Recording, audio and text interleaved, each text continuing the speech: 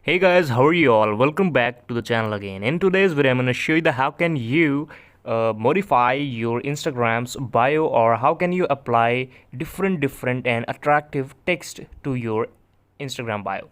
So we will just open our Google Chrome here and just click on the tab, and you just have to type LingoJam.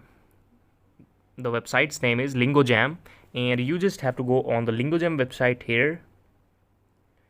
You can see, and just click on the first here and type your normal text which you want to type. Like I will just type welcome to my profile.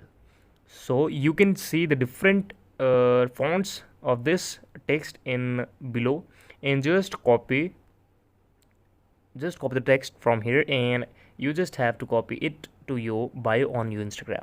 So I hope this video will help you a lot. Thank you so much for watching this video. Please subscribe to the channel if you liked, and if you have any questions, any query regarding this, then please leave a lovely comment in the comment section.